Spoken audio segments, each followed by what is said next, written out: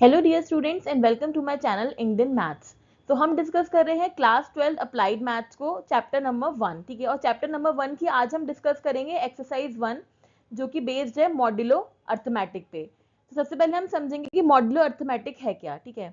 तो modulo arithmetic में क्या होता है, इस सिस्टम में बेसिकली हम नंबर्स को एक किसी नंबर के अराउंड रैप कर रहे हैं, ठीक है। रैप कैसे कर रहे हैं, इसको समझने के लिए सबसे अच्छा एग्जाम्पल है हमारे घर में जो घड़ी होती है, ठीक है। तो घड़ी में क्या होता है, 12 से स्टार्ट होता है, ठीक है। 1 2 3 4 ऐसे करते करते करते आपका 12 आ जाता है। और जैसे ही 12 बजते हैं तो उसके बाद वापस से फिर से 1 2 3, ठीक है। तो क्या हो रहा है कि हर आफ्टर 12 के बाद में वापस से हम 1 2 3 से स्टार्ट कर रहे हैं, ठीक है। तो हम अपने नंबर्स को 12 के अराउंड रैप कर रहे हैं, ठीक है। ऐसे अगर हम डेज ऑफ वीक की बात करें तो क्या होता है, पहले आता है आपका संडे, फिर आएगा मंडे, फिर ट्यूसडे, वेडनेसडे, ऐसे करके सैटरडे, फिर वापस से हम संडे से स्टार्ट कर देते हैं। तो एक साइकिल हो गई कि एक एक मतलब डिजिट के बाद या एक इंटीजर के बाद आप उसको वापस से स्टार्ट कर रहे हो। जैसे आपका जनवरी फरवरी है, तो जनवरी फरवरी मार्च अप्रैल ऐसे करके दिसंबर के बाद वापस जनवरी आ जाता है, ठीक है। तो ये जो आपका रैप अराउंड वाला सिस्टम है, यही अप्लाई होता है हमारा मॉड्यूलो अर्थमेटिक में, ठीक है। और इसको हम निकालते कैसे हैं, modulo arithmetic considers the remainder when an integer is divided by the another integer, ठीक है। तो जब आप एक इंटीजर को दूसरे से डिवाइड कराते हो तो जो उसमें रिमाइंडर आता है वो हमारा आंसर हो जाता है, ठीक है। तो जैसे हम जब छोटी क्लासेस में जब हम डिवीजन पढ़ते थे तो हमने ये एक फॉर्मूला पढ़ा था कि divisor is equals to dividend into question plus remainder, ठीक है। तो हमें यहाँ पे ये वाला कॉन्सेप्ट यूज करना है। तो अगर मान लो मुझे a मॉड b निकालना है, ठीक है, तो a मॉड b मेरा क्या हो जाएगा, r के इक्वल हो जाएगा। और r कैसे निकालते थे आप, a equals to b q plus r. तो फॉर एग्जाम्पल अगर आपका मान लो a आपको दिया हुआ है 12 और b आपको दिया है 5, यानी कि आपको क्या निकालना है, आपको 12 मॉड 5 निकालना है। तो इसका मतलब क्या होगा कि मैं 12 को किससे डिवाइड कराऊंगी, 5 से डिवाइड कराऊंगी। तो ये आपका 2 टाइम्स जाएगा, 5 2 10 और रिमाइंडर कितना आ जाएगा 2। तो मेरा इसका आंसर क्या हो जाएगा 2। तो इस तरीके से हम मॉड की वैल्यू निकाल लेते हैं, ठीक है। तो यहाँ पे हमें कुछ चीजें ध्यान रखनी है, जैसे कि जो हमारे ये है ए है, बी है और जो क्यू है, वो कैसा हो सकता है, वो पॉजिटिव भी हो सकता है और नेगेटिव भी हो सकता है और जीरो भी हो सकता है, एक्सेप्ट बी, ठीक है। बी जीरो नहीं लेंगे क्योंकि आप बी से डिवाइड करा रहे हो, और जिससे आप डिवाइड करा रहे हो अगर वो जीरो हो गया तो उसका कोई मतलब नहीं है, क्योंकि हम जीरो से डिवाइड नहीं कराते, ठीक है। लेकिन जो हमारा रिमाइंडर है, यानी जो यहाँ पे आपकी मॉड्यूलस की जो हमेशा वैल्यू आएगी, वो किसके बीच में आएगी, जीरो से लेके मॉड बी के बीच में आएगी, मतलब वो कभी भी आपकी निगेटिव नहीं हो सकती। तो ये आपको ध्यान रखना है, जब भी आप मॉड्यूलस निकाल रहे हो वो कभी भी आपका निगेटिव नहीं होगा, और उसकी वैल्यू हमेशा जीरो से लेके मॉड ऑफ बी के बीच में लाई करेगी, ठीक है। जैसे अगर आप 12 मॉड 5 निकाल रहे हो, तो अगर आपको 5 मॉड 5 आप निकाल रहे हो तो इसमें वैल्यू आपकी 0 1 2 से लेके 4 तक आ सकती है, ठीक है। 4 से 0 और 4 के इसके अलावा और कोई वैल्यू ये नहीं लेगा, ठीक है। तो ये हमें थोड़ा सा ध्यान रखना है। अब नेक्स्ट हम कुछ एग्जांपल्स देख लेते हैं किस तरीके से हम मॉड निकालेंगे। तो आपको क्या लेना है, ए भी ग्रेटर देन जीरो लेना है और बी भी ग्रेटर देन जीरो लेना है, ठीक है। तो लेट से मैंने ए ले लिया 18 और बी ले लिया मैंने 5, ठीक है। तो यहाँ पे आंसर क्या होगा, मुझे निकालना है अब 18 मॉड 5। तो 18 मॉड 5 आप कैसे निकालोगे, हम 18 को डिवाइड कराएंगे किससे, 5 से, ठीक है। तो ये क्या हो जाएगा, 5 3 15 और रिमाइंडर कितना बचेगा यहाँ पे 3। तो मेरा इसका आंसर हो जाएगा 3, ठीक है।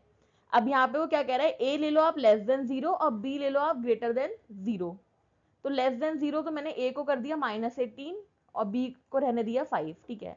अब मुझे यहाँ पे क्या कराना है, मुझे -18 को डिवाइड कराना है किससे, 5 से, ठीक है। तो अब मैं यहाँ पे क्या करूंगी, मैं -4 से लूंगी, तो ये मेरा कितना आ जाएगा, माइनस का 20, और जब आप इसको यहाँ माइनस कराओगे तो आपका आंसर क्या बचेगा 2।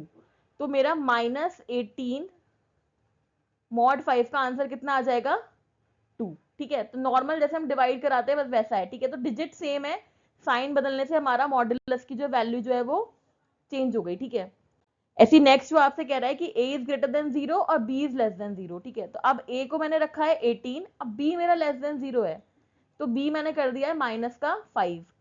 तो मुझे माइनस के 5 को डिवाइड कराना है किससे, 18 से, ठीक है। अब यहाँ पे क्या लेंगे, अगर मैं इसकी 4 से करा दूं मल्टीप्लाई, या 4 से नहीं, अगर मैं इसकी -3 से कराऊंगी तो मुझे क्या मिलेगा यहाँ पे, 5 3 15, और जब आप यहाँ माइनस कराओगे तो आपका आंसर कितना बचेगा 3, ठीक है। तो इसका आंसर कितना हो जाएगा, 18 मॉड -5 का आंसर कितना होगा 3, ठीक है। अब कह रहा है ए भी लेस देन जीरो है, अब बी भी लेस देन जीरो, यानी ए को भी मैंने -18 ले लिया और बी को ले लिया मैंने माइनस का 5, तो आप -18 को डिवाइड करा रहे हो -5 से, ठीक है। तो यहाँ पे मैं इसकी मल्टीप्लाई कराऊंगी 4 से, तो ये कितना आएगा मेरा -20 आएगा। तो यहाँ पे आपका कितना बचेगा 2, ठीक है। तो -18 मॉड ऑफ -5 का आंसर कितना आएगा 2। तो इस तरीके से हम डिफरेंट डिफरेंट वैल्यूज के लिए हम डिवाइड करके इस तरीके से अपने मॉड की वैल्यू निकाल सकते हैं, ठीक है। नेक्स्ट केस क्या कह रहा है, a is equals to b, ठीक है। अब दोनों बराबर लेना है। अब अगर आपने a भी 5 ले लिया और b भी 5 ले लिया, तो जब आप डिवाइड कराओगे 5 को 5 से, तो ये आपका 1 टाइम चला जाएगा और रिमाइंडर कितना आएगा 0। तो जब अगर आपका a और b सेम है, तो 5 मॉड 5 की वैल्यू हमेशा आपको क्या मिलेगी 0, यानी रिमाइंडर इस केस में हमेशा 0 आएगा, ठीक है। नेक्स्ट कह रहा है वो a is less than b, तो मान लो a मैंने ले लिया 3 और b मैंने ले लिया 5, ठीक है। तो इस केस में क्या होगा, आप 5 को 3 से डिवाइड करा रहे हो, ठीक है। तो वो ये 0 टाइम्स जाएगा, तो यहाँ रिमाइंडर कितना आ जाएगा 3। तो अगर आपका a b से छोटा है, तो आपके a मॉड b की वैल्यू a ही आएगी, ठीक है। तो इसका आंसर हो गया मेरा 3। तो अगर a लेस देन b है, तो a मॉड b हमेशा मुझे क्या मिलेगा, a ही मिलेगा, ठीक है। तो ये छोटी छोटी चीजें हैं जो आप थोड़ा सा जब आप क्वेश्चंस को प्रैक्टिस करोगे, तो ये आपको अपने आप समझ में आ जाएगा कि हमें किस तरीके से फाइंड आउट करनी है, ठीक है। नेक्स्ट हम देखते हैं प्रॉपर्टीज, देखते हैं मॉड्यूलर अर्थमेटिक की क्या क्या है। तो पहले एडिशन की प्रॉपर्टी है, ठीक है। तो एडिशन क्या कहता है कि a plus b mod n, ये जो हमारा साइन होता है ये कॉन्ग्रेंट का साइन होता है। ये हम आगे पढ़ेंगे अभी इसी वीडियो में कि कॉन्ग्रेंट को हम कैसे डिफाइन करते हैं। बट थोड़ी देर के लिए आप ये समझ सकते हो कि कॉन्ग्रेंट मतलब इक्विवेलेंट, यानी इसकी भी वैल्यू यही आएगी और इसकी भी वैल्यू सेम आएगी, ठीक है। तो अगर आपको कहीं पे a plus b mod n निकालना है, तो पहले आप a मॉड n निकाल लो, फिर आप b मॉड n निकाल लो और दोनों को प्लस करा दो, तो आपको सेम वैल्यू मिलेगी, ठीक है। सिंपल है। ऐसे अगर कहीं पे आपको दे रखा है कि a is equivalent to b mod n या a is congruent to b mod n, तो अगर आप दोनों साइड में कोई एक इंटीजर, सेम इंटीजर अगर आप ऐड करा दोगे, तो भी आपको सेम वैल्यू मिलेगी, ठीक है। थर्ड आपकी प्रॉपर्टी क्या कह रही है, अगर a is congruent to b mod n है और c is congruent to d mod n है, n सेम है, यहाँ पे भी n है, यहाँ पे भी n है, ठीक है, जिस पर आप मॉडुलस ले रहे हो, तो अगर आप इन दोनों को प्लस करा दोगे, यानी इधर कर दिया हमने a प्लस सी और यहाँ पे कर दिया b प्लस डी, तो आपको कैसी वैल्यू मिलेगी, सेम वैल्यू मिलेगी, ठीक है। लास्ट प्रॉपर्टी क्या है कि अगर a is congruent to b mod n है, तो अगर मैं इनकी -1 से मल्टीप्लाई करा दूंगी, तो -ab जो है -b के कॉन्ग्रेंट होगा, ठीक है। तो ये बेसिक प्रॉपर्टीज हैं जिनको हम आगे क्वेश्चन सॉल्व करने में यूज करेंगे, ठीक है। अब जैसे ये मेरा क्वेश्चन है, अब आप चाहो तो इसको ऐसे भी कर सकते हो कि आप इनको प्लस करा लो, फिर जो भी आपका प्लस करके आएगा उसको आप 9 से डिवाइड करा दोगे, तो आपको आंसर मिल जाएगा, ठीक है। बट इसको थोड़ा सिंप्लीफाई करने के लिए मैं इसमें प्रॉपर्टी भी यूज कर सकती हूँ। तो जो हमने फर्स्ट प्रॉपर्टी पढ़ी थी उसको यूज करेंगे, तो मैं 576 का मॉड 9 निकाल लूँ और 789 मॉड 9 निकाल लूँ, और दोनों का जो आंसर आएगा उसको प्लस कर दूंगी, तो मुझे आंसर मिल जाएगा, ठीक है। तो अगर मैं निकालू 576 मॉड 9, तो ये कितना आएगा, अगर मैं इसको डिवाइड कराऊंगी तो मतलब हम 567 को, सॉरी 576 को अगर हम 9 से डिवाइड कराएंगे, तो आई विल गेट 0, क्योंकि देखो ये आपका 2 से भी डिविजिबल है और ये 3 से भी डिविजिबल है। और इसका अगर आप सम देखोगे 7 + 5 हो जाएगा 12 और 12 और 6 18, ठीक है। तो इसका जो सम आ रहा है वो 9 से डिविजिबल आ रहा है, तो इस केस में आपको रिमाइंडर कितना मिलेगा 0। तो इसका आंसर तो मेरा हो जाएगा 0, ठीक है। यहाँ पे मैंने डिविजिबिलिटी टेस्ट लगाया, 576 का अगर आप सम ऑफ डिजिट्स करोगे, तो 5 और 7 आपका 12 और 12 + 6 होता है आपका 18, ठीक है। और 18 9 से डिविजिबल होता है, तो आपका यहाँ पे रिमाइंडर कितना मिलेगा आपको 0। तो 567 मॉड 9 तो हो गया 0। अब मुझे निकालना है 789 मॉड 9, ठीक है। 789 मॉड 9 चाहिए मुझे, तो इसको आपको 9 से डिवाइड कराना है, तो ये आपका 72 टाइम्स जाएगा 8 जा, ठीक है। तो यहाँ पे आपको मिलेगा 6 और 69, और ये आपका चला जाएगा 9 7 जा 63, तो यहाँ पे क्या बचेगा 6, तो इसकी वैल्यू आ गई 6। तो ये जो मेरा है 576 + 789 मॉड 9, ये मेरा किसके इक्वल हो जाएगा 0 + 6 मॉड 9 के, जो कि हो जाएगा 6 मॉड 9, और मुझे आंसर क्या मिलेगा 6 मॉड 9 का आंसर क्या हो जाएगा 6, ठीक है। तो दिस इज द आंसर, ठीक। तो ये हमारा सिंप्लीफाई हो गया, हमारा फर्स्ट डिजिट से तो रिमाइंडर हमें 0 मिल गया, दूसरे डिजिट से आपने 9 से डिवाइड कराया तो रिमाइंडर आया 6, उसको हमने प्लस करा के हम 9 से मॉड लेंगे, तो ये मुझे क्या मिल जाएगा 6 मॉड 9, और 6 मॉड 9 का आंसर क्या होगा 6, क्योंकि ये 9 से छोटा है, तो यहाँ पे आंसर हमें 6 मिलेगा। ठीक है, तो ये मेरा आंसर हो गया। ऐसी नेक्स्ट क्वेश्चन देखते हैं। अब इसमें भी क्या है, इसमें बहुत सारी डिजिट्स हैं और आपको रिमाइंडर फाइंड आउट करना है, जबकि वो किससे डिवाइड हो रही है, 6 से डिवाइड कराने पर। तो इसमें भी हम सेम मॉडुलस की प्रॉपर्टी यूज करेंगे। हम क्या करेंगे, अलग अलग इनसे मॉड 6 निकाल लेंगे, हर एक डिजिट का अलग अलग मॉड 6 निकालेंगे और फिर उस सबको हम ऐड करा देंगे। ठीक है, तो मतलब मुझे चाहिए 987 मॉड 6, 876 मॉड 6, 765 मॉड 6,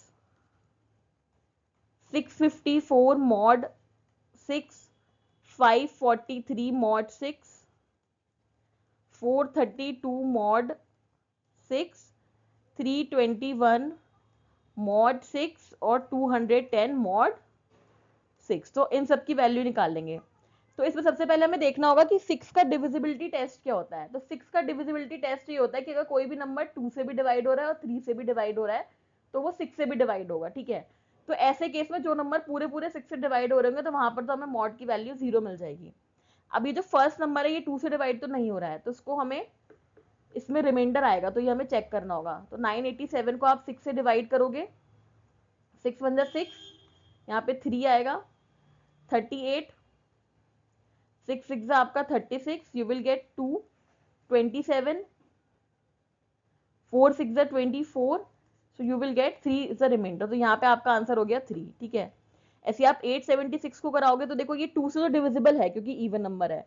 अब 3 से आप चेक कर लो सम ऑफ डिजिट्स निकाल के, तो ये 6 और 6 12 और 1 13, एंड 13 और 8 यू विल गेट 21। ठीक है, तो 21 है तो 3 से भी डिविजिबल है, तो ये 876 आपका 2 से भी डिविजिबल है और 3 से भी डिविजिबल है, तो ये 6 से डिविजिबल होगा, तो यहाँ पे आपको रिमाइंडर मिलेगा 0। ठीक है, अब 765 2 से डिविजिबल नहीं है, तो यहाँ पे आपको रिमाइंडर निकालना पड़ेगा। तो जब आप 765 को 6 से डिवाइड कराओगे तो आपका रिमाइंडर कितना बचेगा,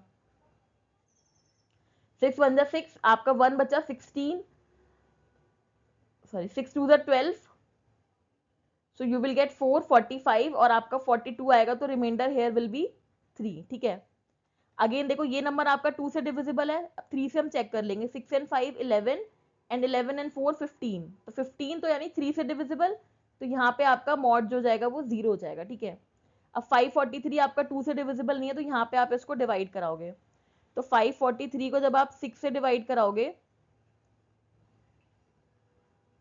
तो ये आपका डायरेक्ट हो जाएगा 6 9 जा 690 हम इसको डायरेक्ट 540 कर सकते हो, तो रिमाइंडर विल बी 3, तो यहाँ पे आपको 3 मिलेगा। अब ये अगेन ये 2 से डिविजिबल है, सम ऑफ डिजिट्स करा लेते हैं, 4 + 3 7 + 2 9, तो ये 3 से भी डिविजिबल है, तो ये 0 हो जाएगा यहाँ पे मॉड। ये 321 है, ये 2 से डिविजिबल नहीं है, तो यहाँ पे आपको इसको 6 से डिवाइड कराना पड़ेगा। ठीक है, तो इसको आप 6 से डिवाइड कराओगे, 6 5 जा 30, रिमाइंडर इज 21, एंड 6 3 जा 18, तो यहाँ पे आपको क्या मिल रहा है, रिमाइंडर 3। ठीक है, आप ये नंबर हमारा 2 से डिविजिबल है और 3 से भी डिविजिबल है, क्योंकि 2 + 1 3 आएगा यहाँ पे सब, तो यहाँ रिमाइंडर आएगा 0। ठीक है, तो ये मुझे सबका अलग अलग मिल गया। अब जब मुझे इसका ओवरऑल देखना है तो मैं सबको प्लस करा दूंगी, तो मुझे क्या मिलेगा, 3 + 0 + 3 + 0 + 3 + 0 + 3 + 0 मॉड 6। ठीक है, सबको एक संग ऐड करा देंगे, तो ये क्या बचेगा, 3 और 3 6, और 3 9 और 3 18, 18 मॉड 6, और 18 मॉड 6 का आंसर क्या होगा, 18 मॉड 6 का आंसर आएगा आपका 0। ठीक है, तो आपका यहाँ ओवरऑल आंसर क्या हो गया, 0। ठीक है, तो आई होप ये सबको क्लियर होगा। तो ऐसे जिस इस टाइप के क्वेश्चन में जहाँ पे बहुत सारे डिजिट्स आपको दिया, आप अलग अलग मॉड निकाल लो, उन सबको प्लस करा के उनके रिमाइंडर का वापस से मॉड निकाल लो, तो जो भी आपका आंसर हो जाएगा वो आपका फाइनल आंसर होगा। ठीक है, तो इस तरीके से हम मॉड्यूलस में एडिशन की प्रॉपर्टीज को यूज कर सकते हैं। अब सिमिलरली आपको गिवन है मल्टीप्लीकेशन की प्रॉपर्टीज। तो मल्टीप्लीकेशन की प्रॉपर्टी क्या कहती है, अगर आपको a इंटू बी मॉडर्न निकालना है तो पहले आप क्या करो, a मॉडर्न निकाल लो, फिर आप b मॉडर्न निकाल लो, और फिर उनके आप मल्टीप्लाई करा दो, तो वो आपको सेम ही रिजल्ट मिलेगा। ठीक है, ऐसे अगर आपको a is congruent to b mod n given है तो अगर मैं किसी एक इंटीजर से दोनों साइड मल्टीप्लाई कराऊंगी तो भी मुझे सेम रिजल्ट मिलेगा, ठीक है। तीसरी प्रॉपर्टी क्या कहती है कि अगर A is congruent to B mod n है और C is congruent to D mod n है, तो अगर मैं इनका प्रोडक्ट करा दूं तो मुझे सेम रिजल्ट मिलेगा, ठीक है। तो ये आपको ध्यान रखना है, ये मॉड n की वैल्यू सेम होनी चाहिए, तो आप ये प्रॉपर्टी को यूज कर सकते हो, ठीक है। तो इस पर बेस्ड हम क्वेश्चन देखते हैं। अब जैसे हमने एडिशन में किया था, हमें सेम वही करना है। आपको दो नंबर का प्रोडक्ट दिया है, तो पहले मैं इस नंबर का मॉड 7 निकाल लूंगी, फिर मैं इस नंबर का मॉड 7 निकाल लूंगी, और जो भी मेरा रिमाइंडर आएगा उन दोनों को मल्टीप्लाई करके वापस मॉड 7 निकालेंगे, ठीक है। तो अगर आप देखोगे 482 मॉड 7, तो यहाँ पे आपको क्या आंसर मिलेगा? अगर मैं 482 को 7 से डिवाइड कराऊं तो 7 6 42, I will get here 6 and 2, और ये मेरा हो जाएगा 7 8 56, तो आई विल गेट हेयर 6, ठीक है। तो यहाँ पे रिमाइंडर मुझे कितना मिल रहा है? 6। अब दूसरा क्या निकालना है? 813 मॉड 7, तो आप 813 को 7 से डिवाइड कराओगे तो you will get 7 1 7 11, 7 1 7, here you will get 4 43, and यहाँ पे आ जाएगा आपका 42, तो ये 1, तो रिमाइंडर इज 1, ठीक है। अब मैं इन दोनों की मल्टीप्लाई करा दूंगी, तो यहाँ से रिमाइंडर मिला और यहाँ से रिमाइंडर मिला, तो जाएगा 6 into 1 mod 7 which is equal to 6 mod 7, और जब आप 6 मॉड 7 कर रहे हो तो 6 छोटा है 7 से, तो आपको आंसर क्या मिलेगा? 6 ही आंसर मिलेगा, ठीक है। तो मेरा आंसर क्या हो जाएगा? 6, ठीक है। आई होप सबको क्लियर हो रहा होगा, बहुत सिंपल क्वेश्चन है, कुछ भी ऐसा बहुत कॉम्प्लिकेटेड नहीं है। अब यहाँ पे देखो, जैसे एडिशन में था तो बहुत सारे डिजिट्स दे रखी हैं, इनकी मल्टीप्लाई में, और हमें रिमाइंडर निकालना है जब आप इनको 8 से डिवाइड करा रहे हो, ठीक है। तो बेसिकली आपको मॉड 8 निकालना है, तो हम हर एक नंबर का अलग अलग मॉड 8 निकालेंगे। तो 862 मॉड 8 चाहिए हमें, 783 mod 8, 671 mod 8, 549 mod 8, 411 mod 8, 395 mod 8 and 217 mod 8, ठीक है। तो इन सबका मॉड 8 निकाल के और फिर जो रिमाइंडर्स आएंगे उनकी मल्टीप्लाई करके वापस से मॉड 8 निकाल देंगे, ठीक है। सबसे पहले ये देखते हैं 862 मॉड 8 हमारा कितना आएगा। तो 862 है, उसको हमको किससे डिवाइड कराना है? 8 से डिवाइड कराना है। तो 8 1 8 हो गया, यहाँ 6 बचेगा, ये आपका 0 टाइम जाएगा 62, तो आई गेस ये 7 टाइम्स जाएगा, तो यहाँ बचेगा 4 और 5 6 बचेगा, तो यहाँ पे आपको रिमाइंडर मिल रहा है 6, ठीक है। अब आप 783 को डिवाइड कराओगे, तो 783 को आप 8 से डिवाइड कराओगे तो ये आपका पहले 72 टाइम्स जाएगा, यहाँ से 6 बचेगा 63, तो अगेन ये आपका 56 टाइम्स जाएगा, तो यहाँ पे रिमाइंडर बचेगा आपका 7, ठीक है। अब 671 मॉड 8 कर रहे हैं, तो 671 को हम 8 से डिवाइड कराएंगे, ठीक है। तो आई विल गेट 8 8 64, और यहाँ पे बचेगा 331, तो 3 8 24, तो यहाँ पे आपका बचाएगा 7 रिमाइंडर, तो यहाँ पे आंसर आया मेरा 7। अब है 549 मॉड 8, ठीक है। तो मैं 549 से डिवाइड कराऊंगी 8 को, तो आई विल गेट, ये मेरा चला जाएगा 7 टाइम्स चला जाएगा, नहीं सॉरी 6 टाइम्स जाएगा 48, ये आ गया 81,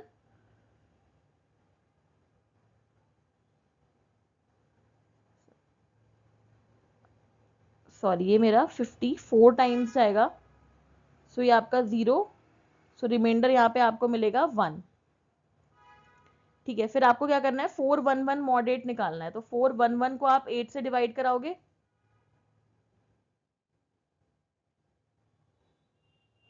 तो ये आपका जाएगा 5 8 40, रिमाइंडर विल बी 1 11, ये हो जाएगा 8 1 8, तो रिमाइंडर कितना मिलेगा मुझे यहाँ पे? 3, ठीक है। ऐसी मैं 395 से कराऊंगी डिवाइड, तो 395 को आप 8 से डिवाइड करा रहे हो, तो 8 4 32, 7 आएगा यहाँ पे 75, तो ये हो जाएगा आपका 72 टाइम्स आएगा, तो रिमाइंडर विल बी 3, ठीक है। फिर आपको 217 करना है, 8 3 टाइम्स आएगा आपका ये 18 37, और ये आपका 32 टाइम्स आएगा, तो रिमाइंडर विल बी 5, ठीक है। तो ये मेरे अलग अलग रिमाइंडर आ गए, ठीक है। देखो अगर इन केस कहीं पे कोई भी आपको लग रहा हो कैलकुलेशन मिस्टेक होगी तो आप अपने एंड पे ठीक कर लेना, क्योंकि उसमें मेन यहाँ पे बस वही है कि आपको 8 से अलग अलग डिवाइड करके रिमाइंडर निकालने हैं और फिर उनका मल्टीप्लाई करके वापस से 8 से डिवाइड करा देना है, ठीक है। तो चांसेस है कि मुझसे कोई कैलकुलेशन मिस्टेक हो गई हो, तो आप कॉन्सेप्ट समझ लेना और आप खुद से ट्राई करके देखना, तो you will get the answer, ठीक है। तो अब हम क्या करेंगे, इन सबको मल्टीप्लाई कराएंगे, यानी 6 into 7 into 7 into 1 into 3 into 3 into 5, और जो भी हमारा रिजल्टेंट आएगा उसको वापस से हम क्या करेंगे, मॉड 8 निकालेंगे, ठीक है। तो ये देखो कितना हो जाएगा आपका, 6 7 सा 42, 42 इंटू 7 चाहिए आपको, तो दिस विल बी 7 2 14 4 7 29 294, ठीक है। और ये आएगा आपका 3 इंटू 3 इंटू 9, ठीक है। तो 294 की आप 9 से कराओगे तो दिस विल बी 36 एंड 81, और 3 हो गया आपका 84, 8 और 18 और 8 हो जाएगा आपका 26, और फिर आप इसकी 5 से कराओगे तो दिस विल बी 5 6 30, 23 32 एंड 5 2 10 और 13, 13230 हो जाएगा, ये 13230, ठीक है। अब इससे वापस से आपको मॉड 8 निकालना है, तो वापस हम इसे 8 से डिवाइड कराएंगे और इसमें आंसर हम चेक करेंगे, ठीक है। तो इसको आप डिवाइड करा लो, जब आप 13230 को आप 8 से डिवाइड कराओगे तो यू विल गेट 8 1 सा 8, ये हो गया 52, तो यहाँ पे आएगा मेरा 48, तो ये बचेगा 4 43, तो यहाँ पे आएगा 42, फिर रिमाइंडर हो जाएगा 1 एंड 0, तो 8 1 सा 8 आप लगाओगे 10, तो रिमाइंडर विल बी 2, ठीक है। तो यहाँ पे आपको आंसर क्या मिलेगा, आंसर विल बी 2 जब आप इस पूरे को 8 से डिवाइड कराओगे, ठीक है। तो देखो इस टाइप के क्वेश्चन में आई रिकमेंड कि आप मेरा पूरा सॉल्यूशन मत देखो, आप अपने आप सॉल्व करो, आप अपने आप हर एक नंबर को 8 से डिवाइड कराओ, रिमाइंडर चेक करो, जो भी आंसर आएगा उन सबकी वापस मल्टीप्लाई कराओ, वापस आप 8 से डिवाइड कराओ और आप अपना आंसर चेक करो। पूरी पॉसिबिलिटी है कि ये आंसर शायद रॉन्ग हो गया हो, क्योंकि कैलकुलेशन मिस्टेक हो जाती है इस तरीके से सॉल्व करने में, ठीक है। तो आई रिकमेंड आप वीडियो पॉज करके आप खुद से पूरा क्वेश्चन सॉल्व करो और फिर आप आंसर जो है इसका चेक करो, ठीक है। तो ये जो आपके जो क्वेश्चन है ये आपके एक्सरसाइज 1.1 के ही क्वेश्चंस हैं, तो उसमें आप इजीली आंसर अपना चेक कर सकते हो, बट तरीका यही है, ठीक है। इसके अलावा कोई भी डिजिट आ जाएगी, किसी भी तरीके से पूछा जाएगा, तो आपको सेम यही करना है, अलग अलग मल्टीप्लाई करके जो रिमाइंडर्स मिलेंगे उनकी वापस मल्टीप्लाई करके वापस से मॉड लेना है, ठीक है। तो आई होप कॉन्सेप्ट यहाँ पे सबको समझ में आ रहा होगा, ठीक है। अब नेक्स्ट क्वेश्चन है, ये भी हमारा मल्टीप्लीकेशन की प्रॉपर्टी पे बेस्ड है। वो कह रहा है find the last 3 digits of the product, ठीक है। तो जब भी कोई ऐसा क्वेश्चन आएगा लास्ट 3 लास्ट 2 लास्ट 1, तो यहाँ पे हमें क्या करना होता है, अगर वो आपसे लास्ट 1 पूछेगा तो उस सिनेरियो में आप निकालोगे मॉड 10, ठीक है। जब वो आपसे पूछेगा लास्ट 2 डिजिट बतानी है आपको, तो आप निकालोगे हमेशा मॉड 100, और जब वो पूछेगा लास्ट 3 तो आप निकालोगे मॉड 1000, ठीक है। ऐसे ही होता चला जाएगा, लास्ट 4 पूछेगा तो मॉड 10,000, तो यहाँ पे हमसे लास्ट 3 पूछ रहा है तो हमें क्या निकालना है, मॉड 1000 निकालना है।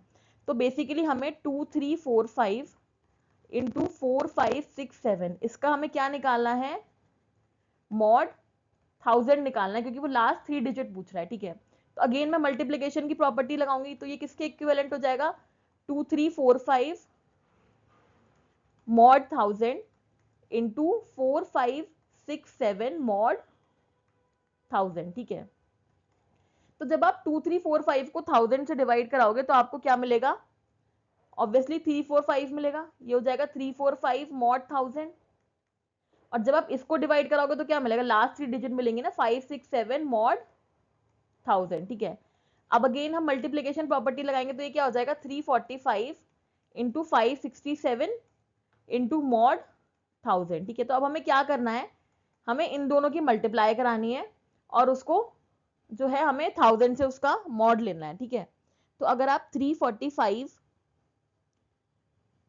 और 567 की मल्टीप्लाई कराओगे तो जो भी आपका आंसर आएगा उसको आपको 1000 से मॉड करना है, ठीक है। तो अगर हम इसको सॉल्व कर लें तो ये है 567 और ये है मेरा 345, इसकी हमें मल्टीप्लाई लेनी है, तो ये हो गया मेरा 35, ये हो गया 33, ये हो गया 25 और 3 28, ठीक है।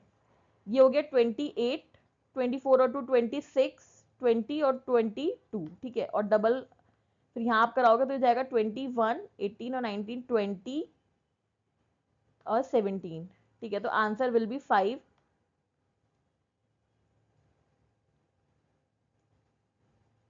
5 और ये हो गया 9 और ये 1। तो आंसर मेरा क्या आएगा इनकी मल्टीप्लाई करके 195 एंड 615, ठीक है। और इसका मुझे क्या लेना है, मॉड लेना है 1000 से। जब आप 1000 से मॉड लोगे तो आंसर क्या मिलेगा, 615। So answer is 615। तो इस प्रोडक्ट की लास्ट 3 डिजिट क्या होगी, 615। ऐसे अगर लास्ट 2 पूछता तो आप मॉड 100 निकाल लेते, अगर लास्ट 1 पूछता तो आप मॉड 10 निकाल लेते, ठीक है। तो इस तरीके से हम इन क्वेश्चंस को सॉल्व करते हैं। नेक्स्ट है प्रॉपर्टी ऑफ एक्सपोनेंट्स, ठीक है। तो ये प्रॉपर्टी, इसमें क्या हमारी प्रॉपर्टी है कि अगर a is congruent to b mod n है, तो अगर हम किसी भी एक नेचुरल नंबर से पावर ले लेते हैं उसकी a to the power k और b to the power k, तो ये भी क्या होगी, कॉन्ग्रेंट होंगी, यानी a to the power k is congruent to b to the power k mod n, ठीक है। तो ये बहुत इंपॉर्टेंट प्रॉपर्टी है और इससे भी हम बहुत सारे क्वेश्चन सॉल्व कर सकते हैं। जैसे कि आपको निकालना है 3 to the power 16 mod n निकालना है, ठीक है।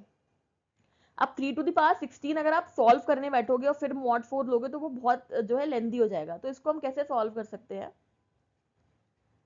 मैं ऐसे लिख सकती हूँ कि 3 इज कॉन्ग्रेंट टू 3 मॉड 4। मतलब आप 3 का मॉड 4 लोगे तो आपको 3 ही आंसर मिलेगा।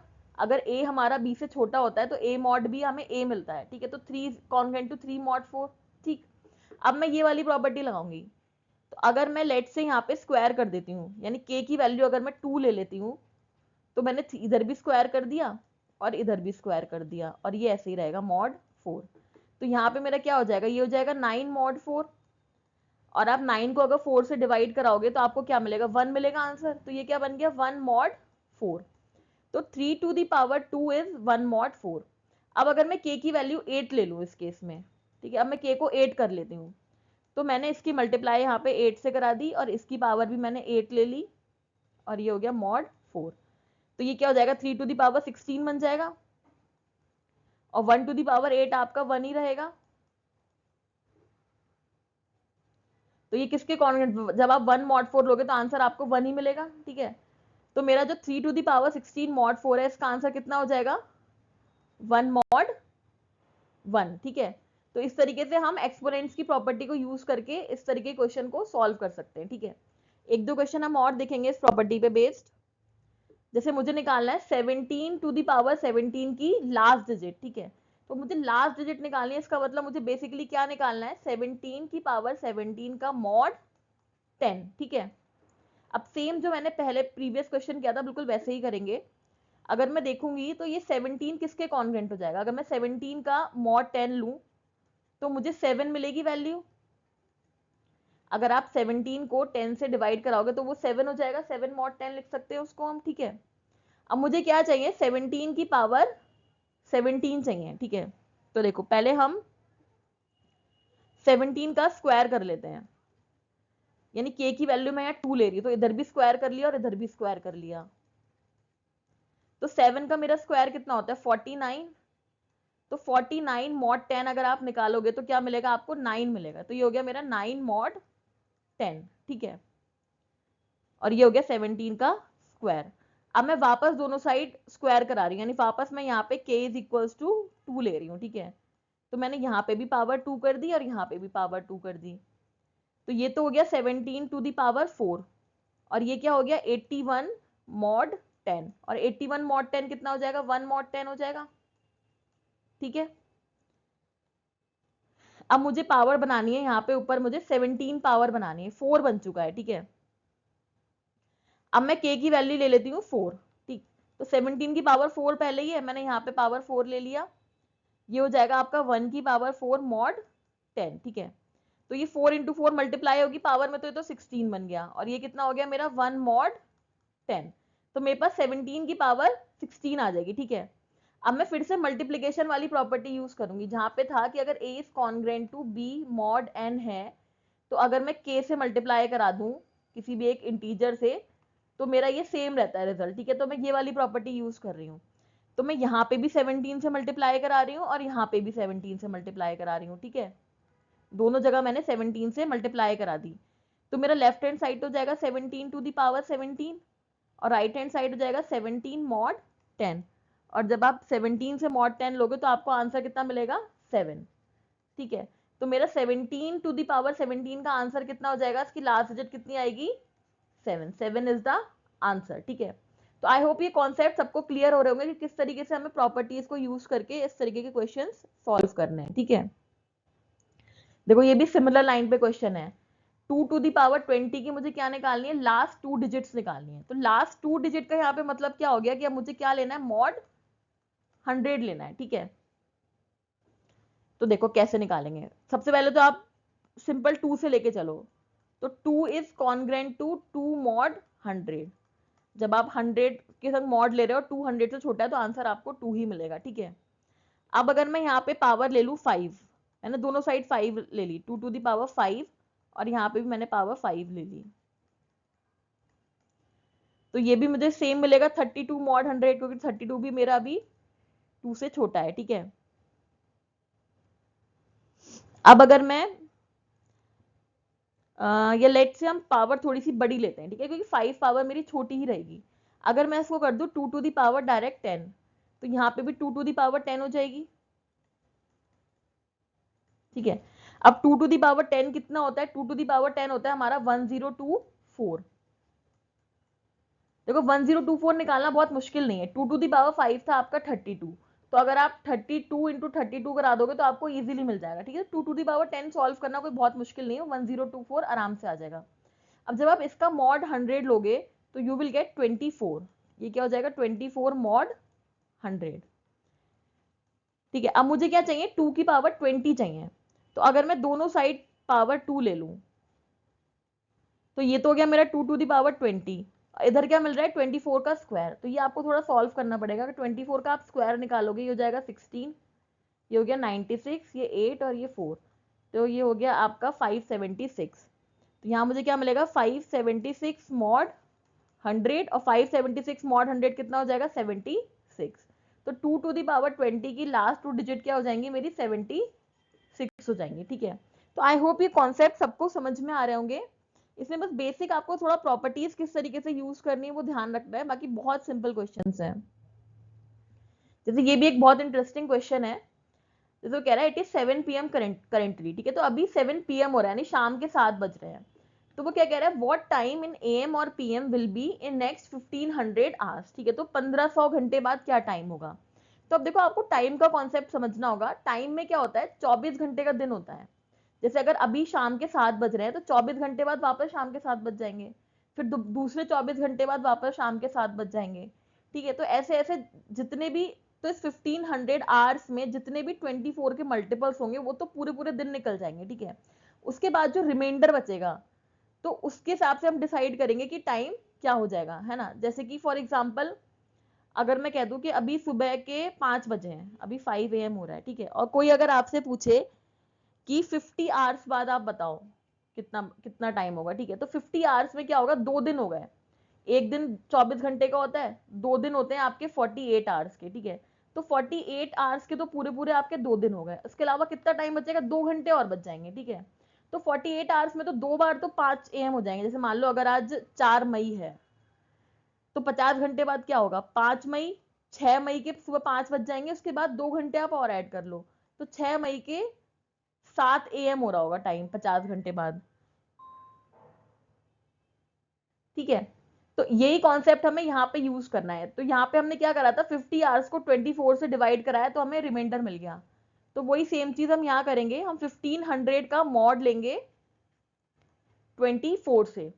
ठीक है, तो उससे हमें पता चल जाएगा कि कितने पूरे पूरे दिन होंगे और कितने घंटे लेफ्ट रह जाएंगे। ठीक है, तब एक तो तरीका ये है कि आप सीधा इसको 24 से डिवाइड करा दो, दूसरा तरीका ये है कि आप प्रॉपर्टी यूज कर लो, जैसे इसको मैं लिख सकती हूँ 15 इंटू 100 मॉड 24। ठीक है, तो मल्टीप्लीकेशन की प्रॉपर्टी लगा लो, इसको अलग अलग कर लो, ये हो जाएगा 15 मॉड 24, ये हो गया आपका 100 मॉड 24, तो यहाँ से तो आपको 15 ही मिलेगा क्योंकि वो छोटा है 24 से। अब 100 मॉड 24 निकाल लो, तो ये आपका 24 4 सा हो जाएगा, 4 4 सा 16, 4 2 96 आएगा, 24 4 सा, तो यहाँ रिमाइंडर बचेगा 4, तो ये जाएगा 4 मॉड 24। फिर हम इसको लिख सकते हैं 15 इंटू 4 वापस मल्टीप्लाई करा लेंगे 24, तो ये हो जाएगा आपका 60 मॉड 24। तो अगर आप 60 मॉड 24 कराओगे तो दिस यू विल गेट 24 3 हो जाता है आपका, 4 3 12, तो ये तो ज्यादा हो जाएगा, 24 2 होगा आपका 48। तो अगर हम 60 माइनस 48 कराएंगे तो आई विल गेट 2 एंड 12। तो मुझे यहाँ पे आंसर क्या मिलेगा 12। तो यानी कि जब आप 1500 को 24 से डिवाइड कराओगे तो रिमाइंडर आपका 12 बचेगा, यानी 12 आवर्स एक्स्ट्रा आएंगे। तो 12 आवर्स में क्या होगा कि अगर 7 PM था तो आफ्टर 1500 आवर्स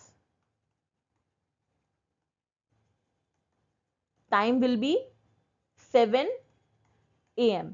यानी कुछ तो, बाकी तो पूरे पूरे दिन निकल जाएंगे, बस 12 घंटे बचेंगे। तो अगर 7 बज के मतलब रात शाम के 7 बज रहे तो 12 घंटे बाद आपके सुबह के 7 बज जाएंगे। ठीक है, तो आई होप ये क्वेश्चन सबको समझ में आया होगा। ये बहुत अच्छा क्वेश्चन है, बहुत मतलब काफी कॉम्पिटेटिव एग्जाम में ऐसे क्वेश्चन आते हैं, तो ये कॉन्सेप्ट थोड़ा सा सबको समझने की जरूरत है। सो हम आगे देखते हैं। सो नेक्स्ट जो हमारी प्रॉपर्टी है वो है एडिशन मॉड्यूलो एम। ठीक है, तो इसकी डेफिनेशन देखते हैं क्या है कि अगर मेरे ए और बी दो पॉजिटिव इंटीजर हैं तो हम एडिशन मॉड्यूलो कैसे डिफाइन करते हैं। अगर मेरे a प्लस बी की वैल्यू m से कम आ रही है, यानी जिसका हम मॉड निकाल रहे हैं उससे कम है, तो मेरा आंसर हो जाएगा a प्लस बी। और अगर इस a प्लस बी की वैल्यू मॉड m से ज्यादा है तो क्या हो जाएगा a plus b mod m। यानी बेसिकली आपको a प्लस बी का सम लेके उसका m से मॉड निकालना है। दैट मीन्स जो यहाँ पे जो रिमाइंडर आएगा, जब हम मॉड लेते हैं तो हमारा आंसर रिमाइंडर होता है ना, तो यहाँ पे जो रिमाइंडर आएगा वो आपका आंसर हो जाएगा। और अगर a प्लस बी m से कम है तो a प्लस बी आ जाएगा। ठीक है, तो ये सिंपल नॉर्मल मॉड के जैसा ही है। जैसे अगर आप a मॉड b जब आप निकालते हो तो अगर आपका a b से छोटा होता है तो a मॉड b का आंसर सिंपल आपका a आ जाता है। ठीक है, और अगर आपका a बड़ा होता है b से तो a मॉड b में जब आप इनको डिवाइड कराते हो तो जो भी आपका रिमाइंडर होता है वो आंसर हो जाता है। तो ये सिंपली वही चीज है, कुछ ऐसा कुछ खास डिफरेंट नहीं है, उसको थोड़ा डिफाइन अलग तरीके से करा है। ठीक है, तो इसका हम क्वेश्चन देख लेते हैं। जैसे ये क्वेश्चन है, if find the addition modulo 7, तो ये हमारा m है। If a and b are 12 and 6 respectively. ठीक है, तो एडिशन मॉडुलो निकालना है, यानी a प्लस, हमें ये फाइंड आउट करना है। ठीक, तो पहले आप a प्लस बी निकालो। a प्लस बी हमारा यहाँ पे कितना आएगा 12 प्लस 6, दैट मीन्स 18। ठीक है, तो ये 18 हमारा m से बड़ा है, तो a मॉडलो m b ये कितना हो जाएगा हमारा, ये हो जाएगा 18 मॉड 7। और 18 मॉड 7 अगर आप करोगे तो हमें कितना मिलेगा, 7 टू द 14 होता है, तो रिमाइंडर यहाँ कितना बचेगा 4। तो इसका आंसर हो जाएगा आपका 4। ठीक है, तो सिंपल जैसे मॉड निकालते हैं बस वही है। अगर ये एडिशन जो आपका करके आया ये 7 से छोटा नंबर होता तो सिंपली वही नंबर हमारा आंसर हो जाता। ठीक है, सिंपल सा कॉन्सेप्ट है। सिमिलर लाइंस में सब्ट्रैक्शन मॉड्यूलो डिफाइन करा गया है। सब्ट्रैक्शन मॉड्यूलो में भी सेम कॉन्सेप्ट है, इसमें बस a is greater than b लिया है। तो जब आप a माइनस बी निकालोगे तो अगर आपका a माइनस बी m से छोटा आएगा तो आंसर आपका a माइनस बी हो जाएगा। अगर a माइनस बी आपका m से ग्रेटर देन इक्वल्स टू आएगा तो सिंपली आप उसका मॉड m निकाल दोगे। ठीक है, इसका भी एक एग्जांपल देख लेते हैं। तो यहाँ पे आपका m जो है वो 12 है और a और b जो है 20 और 12 दे रखे हैं। तो आप अगर a माइनस बी निकालोगे तो वो हो जाएगा 20 माइनस 12, डेट मीन्स 8। ठीक है, तो यहाँ पे जो हमारा a माइनस बी है वो m से छोटा है, तो इस सिनेरियो में जो आपका यहाँ मॉडुलो आएगा वो कितना हो जाएगा, सिंपली 8 ही हो जाएगा। ठीक है, तो 8 इज द आंसर। ठीक है, सिंपल कॉन्सेप्ट है। सिमिलरली मल्टीप्लीकेशन डिफाइन करा है। मल्टीप्लीकेशन में क्या डिफाइन करा है कि अगर आपका जो प्रोडक्ट है वो m से छोटा है तो आपका ए बी हो जाएगा। अगर ये प्रोडक्ट आपका m से बड़ा आएगा तो आप सिंपली इसका मॉडुलो निकालोगे। ठीक है, एग्जांपल देखते हैं सीधा। तो यहाँ पे m आपका 6 है और a और b दे रखे 2 और 3। तो जब आप a इंटू बी निकालोगे तो आपको मिलेगा 6, तो वो इसके इक्वल है। तो आपको सिंपली क्या निकालना है,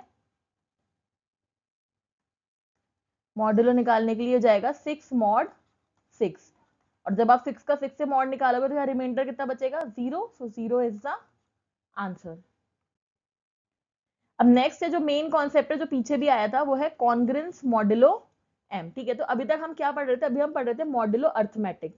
अब हम देखेंगे कॉन्ग्रेंस मॉडुलो। ठीक है, तो ये भी सिमिलर ही कॉन्सेप्ट है, बस थोड़ा सा मतलब लिखने का तरीका, डिफाइन करने का तरीका थोड़ा सा डिफरेंट है, कॉन्सेप्ट सेम है। ठीक है, तो क्या कहना है, late a and b be two integers and n be an integer greater than 1, then a is said to be congruent to b modulo n if and only if n divides the difference of a and b।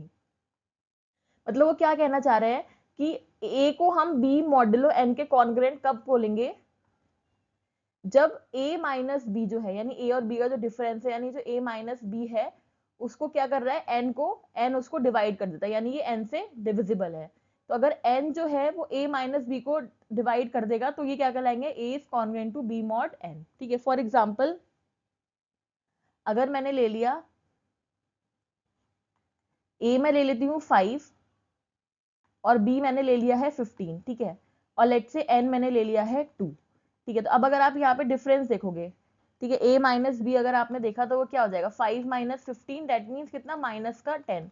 अब 2 जो है ये minus के 10 को divide कर देगा, ठीक है, आपको -5 मिल जाएगा। तो हम यहाँ पे क्या लिख सकते हैं कि a is congruent to b mod n। ठीक है, और इसको लिखने का एक दूसरा तरीका भी है, चूंकि जब ये कह रहा है कि n जो है वो आपका a माइनस बी को डिवाइड कर देता है, तो इसका मतलब आप a माइनस बी को n के एक मल्टीपल के फॉर्म में लिख सकते हो। ठीक है, तो अगर आप a और b के डिफरेंस को एक n के एक मल्टीपल के फॉर्म में लिख सकते हो, जहाँ पे लैम्डा आपका कोई भी इंटीजर है, तो ये हमारा क्या कहलाएगा, a is congruent to b mod n। ठीक है, तो ये सिंपल आपका मॉडुलो अर्थमेटिक जैसा ही कॉन्सेप्ट है। ठीक है, बस थोड़ा सा उसको डिफाइन करने का तरीका अलग है। ठीक है, उसको क्वेश्चन से समझते हैं। जैसे वो यहाँ पे क्या कह रहा है कि 48 is congruent to 12 mod n, तो हमें find the values of n की वैल्यू निकालनी है। ठीक, तो डेफिनेशन क्या कहती है, अगर ये कॉन्ग्रुएंट है तो by the definition n divides 48 minus 12। ठीक है, 48 माइनस 12 आपको कितना मिलेगा, 36। तो डेफिनेशन क्या कहती है, n जो है वो 36 को डिवाइड करेगा, तो आप 36 को n के किसी एक मल्टीपल के फॉर्म में लिख सकते हो। ठीक है, जहां पे लैम्डा आपका क्या हो जाएगा, लैम्डा आपका यहाँ पे कोई भी इंटीजर है। ठीक है, तो अगर आप लैम्डा को यहाँ पे अलग अलग वैल्यूज दोगे तो आपको n की अलग अलग वैल्यूज मिलती रहेंगी। तो लैम्डा को अगर मैंने 1 दे दिया तो n मुझे कितना मिलेगा, 36 मिल जाएगा। ठीक है, लैम्डा को अगर आप 2 वैल्यू दे दोगे तो n आपको कितना मिलेगा, 72। ऐसे अगर लैम्डा को मैं निगेटिव वैल्यू दे दूं, लैम्डा को मैंने -1 दे दिया तो n मेरा कितना हो जाएगा, माइनस का 36। ठीक है, इसको हम ऐसे भी लिख सकते हैं, n is equal to 36 by lambda. Sorry sorry, मुझसे थोड़ा सा रॉन्ग हो गया है। हम यहाँ n की वैल्यू निकाले तो n मेरा हो जाएगा 36 बाय लैम्डा। सो अगर मैंने लैम्डा को वैल्यू 1 दी है तो n विल बी 36। अगर मैं लैम्डा को वैल्यू 2 दे दूंगी तो n will be 36 by 2, that means 18। अगर लैम्डा को वैल्यू आपने 3 दे दिया तो n क्या हो जाएगा, 6। अगर लैम्डा को वैल्यू हमने यहाँ पे 4 दे दिया तो n क्या हो जाएगा यहाँ पे 9। ठीक है, तो ये इस तरीके से सीक्वेंस चलेगा। अगर आप निगेटिव वैल्यूज लोगे, लैम्डा को आप -2 दे दोगे तो n विल बी माइनस का 18। अगर आप लैम्डा को -3 वैल्यू दे दोगे तो n विल बी माइनस का 6। ठीक है, तो n की वैल्यूज क्या हो जाएगी, n के लिए पूरी हम रेंज डिफाइन कर सकते हैं।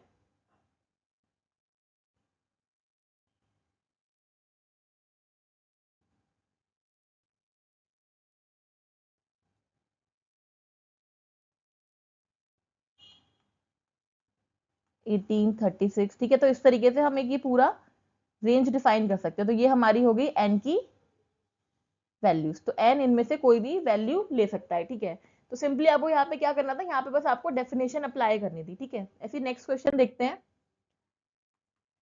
यहाँ पे वो क्या कह रहा है, ये एक रिलेशन है कि 47 is congruent to x mod 4, तो find the least positive value of x। तो x की हमें लीस्ट पॉजिटिव वैल्यू निकालनी है। ठीक है, तो सबसे पहले हम डेफिनेशन पे जाएंगे। अगर ये कॉन्ग्रुएंट कह रहा है तो उसका मतलब क्या है कि 57 माइनस x जो है, यानी इनका जो डिफरेंस है वो 4 का मल्टीपल है, तो उसको हम लेट से 4k की तरह लिख सकते हैं। k यहाँ पे हमारा कोई भी इंटीजर है। ठीक है, तो मुझे x की वैल्यू निकालनी है, तो मेरा x कितना हो जाएगा, x will be 57 minus 4 k। ठीक है, अब k की डिफरेंट डिफरेंट वैल्यूज के लिए मुझे x की डिफरेंट डिफरेंट वैल्यू मिलेगी। ठीक, मुझे चाहिए क्या, मुझे चाहिए लीस्ट यानी सबसे छोटी पॉजिटिव वैल्यू। ठीक, तो पॉजिटिव वैल्यू के लिए मुझे k की ऐसी वैल्यू देखनी पड़ेगी जहां पे जो 4 का जब उससे आप मल्टीप्लाई करो तो 57 से छोटा रहे, 57 से बड़ा ना हो। 57 से बड़ा हो जाएगा तो आपकी x की वैल्यू निगेटिव हो जाएगी। ठीक है, तो अगर मैं देखो k इक्वल्स टू, अगर आप 10 लेते हो तो 40 रहेगा। k इक्वल्स टू अगर आप 11 लेते हो this will be 44। k equals to अगर आप 12 लोगे तो दिस विल बी 48। के इक्वल्स टू अगर आप 13 लोगे तो दिस विल बी 4 3 12 एंड 4 52। और जैसे ही आप के इक्वल्स टू 14 करोगे तो 4 4 16, ये 56, ठीक है। 14 भी हमारा चल जाएगा, बट जैसे ही आप 15 करोगे तो ये हो जाएगा आपका 70, तो जो कि आपकी वैल्यू बड़ी हो जाएगी, तो इससे आपको निगेटिव आंसर मिलेगा एक्स का। तो हमारे के इक्वल्स टू ऑप्टिमम वैल्यू कौन सी होगी, 14 वाली, ठीक है। तो के इक्वल्स टू अगर मैं 14 लगाऊंगी तो मुझे मिलेगा 57 minus 56 which is equals to 1। तो x की जो मेरी लीस्ट पॉजिटिव वैल्यू है वो क्या हो जाएगी, 1। तो 1 is the answer. So previous question में उन्होंने सारी वैल्यूज पूछी थी, पॉसिबल वैल्यूज, तो वहां पे हमें एक रेंज ऑफ वैल्यूज मिला था। यहाँ पे हमें एक पर्टिकुलर वैल्यू पूछी है, तो हमने k की वैल्यू हिट एंड ट्रायल से करके देख के हमने अकॉर्डिंगली अपनी x की वैल्यू फाइंड आउट कर दी है, ठीक है। तो ये एक इंपॉर्टेंट क्वेश्चन है। इस टाइप के क्वेश्चन CUET और ऐसे एग्जाम्स में काफी पूछे जाते हैं, ठीक है। तो नेक्स्ट क्वेश्चन देखते हैं। यहाँ पे क्या करना है, देखो सेट ऑफ वैल्यूज पूछा है, यहाँ पे आपको सारी वैल्यूज बतानी, पूरी एक रेंज बतानी है। तो find the set of values of x satisfying this, ठीक है। अब अगेन यहाँ पे आप डेफिनेशन लगाओगे, ये आपका a है, ये आपका b है। तो अगर ये कॉन्ग्रेंट है तो x प्लस 1 माइनस 32, ये क्या होगा, 7 का सम मल्टीपल होगा, ठीक है। तो ये कितना हो गया, x minus 31 is equals to 7k। तो x की वैल्यू क्या हो जाएगी, 31 प्लस 7k, और k की वैल्यू क्या है आपकी, कोई भी इंटीजर। तो मुझे यहाँ पे पूरी रेंज बतानी है, तो k को आप डिफरेंट डिफरेंट वैल्यूज दोगे तो आपको x की वैल्यूज मिलती जाएंगी, ठीक है। तो अगर मैं k इक्वल्स टू 1 रखूंगी तो x मेरा कितना हो जाएगा, 38। k इक्वल्स टू आप 2 रखोगे तो x हो जाएगा आपका 31 प्लस 14, दैट मीन्स 45। जैसे ही आप k इक्वल्स टू 3 रखोगे तो x की वैल्यू हो जाएगी 31 प्लस 21, दैट मीन्स 52, ठीक है। तो ऐसे ऐसे आपको वैल्यूज मिलती जाएंगी जब आप निगेटिव वैल्यूज लोगे। अगर आपने k इक्वल्स टू -1 लिया है तो x इक्वल्स टू कितना मिलेगा आपको, तो 31 माइनस 7 हो जाएगा, दैट मीन्स 24। अब k इक्वल्स टू -2 रखोगे तो x आपको मिलेगा 31 minus 14, that will be equals to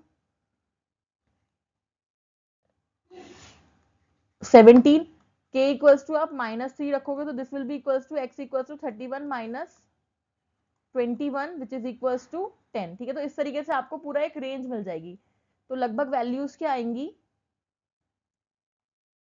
10, ठीक है। इधर भी रेंज बढ़ती जाएगी, जैसे जैसे आप निगेटिव वैल्यूज लोगे तो आपको और छोटी वैल्यूज मिलेंगी, 10 17 24 38 45 52 और ये अब है सो ऑन। तो ये आपकी इधर लेफ्ट साइड में भी वैल्यूज आपको और मिलेंगी और राइट साइड में भी वैल्यूज और मिलेंगी। तो ये मेरा आंसर हो गया, ठीक है। तो जहाँ पे सेट ऑफ वैल्यूज पूछा है तो वहां पे आपको इस तरीके से सारी वैल्यूज निकाल के दिखानी है। जहाँ पे कोई पर्टिकुलर वैल्यू पूछी है तो उसमें जो भी कंडीशन दी है आप उसके अकॉर्डिंग वैल्यू निकालोगे। अब जो लास्ट इसमें कॉन्सेप्ट है वो है इक्विवेलेंस क्लास, या फिर हम उसको क्या कहते हैं, कॉन्ग्रेंस क्लास, ठीक है। तो ये कैसे हम डिफाइन करते हैं, अगर a और ये b है, अगर a और b दो इंटीजर्स है और n जो है वो आपका ग्रेटर देन 1 है, तो सॉरी n ही है। So the congruence class of A mod n is denoted by this symbol and is defined as the set of all those integers which are congruent to A mod n, ठीक है। तो A modulo n की congruence class में कौन कौन से integers आएंगे जो इस A मॉडुलो n के कॉन्ग्रेंट हैं, ठीक है। तो मैथमेटिकली कैसे डिफाइन करोगे, आप वो सारे इंटीजर्स लोगे जिसका जब आप A से आप सब्ट्रैक्ट कराओ तो आपको क्या मिले, n का एक मल्टीपल मिले, ठीक है। फॉर एग्जाम्पल अगर आपको 0 की कॉन्ग्रेंट क्लास देखनी है और n की वैल्यू मैंने 2 ले ली, ठीक है। तो मुझे ऐसी सारी वैल्यूज लेनी है जिनका जब मैं 0 से डिफरेंस लूं तो वो 2 का मल्टीपल आए। तो यहाँ पे क्या आएगा, यहाँ पे आपके 2 आएगा, ठीक है। 2 माइनस 0 2 होगा, 4 आएगा, 6 आएगा, 8 आएगा, 10 आएगा एंड सो ऑन। तो जब आप इनका माइनस कराओगे 0 से तो वो जो भी आपका डिफरेंस आएगा वो यहाँ पे क्या निकलेगा, 2 का मल्टीपल निकलेगा। ऐसी अगर मैं 1 की कॉन्ग्रेंस क्लास निकालूं और n की वैल्यू अगर मैं 2 ही रखूं तो इस केस में क्या आएंगे, देखो मुझे क्या चाहिए होगा कि मेरा जो b माइनस 1 है वो 2 का मल्टीपल निकले। तो मेरी b की वैल्यू क्या हो जाएगी, 2k प्लस 1। अब यहाँ k को आप वैल्यूज देते जाओ, k को अगर आप 1 दोगे तो मुझे क्या मिलेगा, 2 प्लस 1 3, k को आप 2 दोगे तो ये मिलेगा 5, k को आप 3 दोगे तो क्या मिलेगा 7, ऐसे k को आप 4 में दोगे तो क्या मिलेगा 9, ऐसे एंड सो ऑन। और अगर आप नेगेटिव वैल्यूज रखोगे -2 -1 दोगे तो ये क्या हो जाएगा, -2 + 1 -1, तो वो आपके निगेटिव में बढ़ते चले जाएंगे। ठीक है, तो इस तरीके से हम कॉन्ग्रुएंस क्लास निकालते हैं। अब जैसे ये कह रहा है कि कॉन्ग्रुएंस क्लास निकालनी है 4 mod 7 की। ठीक है, तो यहाँ पे a आपका 4 हो गया है और ये है आपका n, तो 4 ये क्लास निकालनी है। ठीक है, तो क्लास कैसे निकालेंगे, b - a किसका मल्टीपल होना चाहिए, 7k का। ठीक है, और a यहाँ पे क्या है 4, तो b - 4 = 7k, तो b = 4 + 7k। अब आप b की वैल्यूज देख लो अलग अलग उसके लिए। ठीक है, तो अगर मैं k को 1 रखूंगी तो 7 + 4 कितना हो जाएगा मेरा 11। अगर आप k को 2 रखोगे तो ये k को 2 रखते ही हो जाएगा 14 + 4 दैट मीन्स 18। k को 3 रखते ही हो जाएगा आपका 21 + 4 25, ऐसे एंड सो ऑन, ये आपकी क्लास चलती रहेगी। तो ये मेरे क्या हो गई 4 mod 7 की कॉन्ग्रुएंट क्लास। अगर आप नेगेटिव वैल्यूज लोगे तो आपको इस साइड में वैल्यूज मिल जाएंगी। ठीक है, तो इस तरीके से आप कॉन्ग्रुएंट क्लास या इक्विवेलेंट क्लास को डिफाइन कर सकते हो।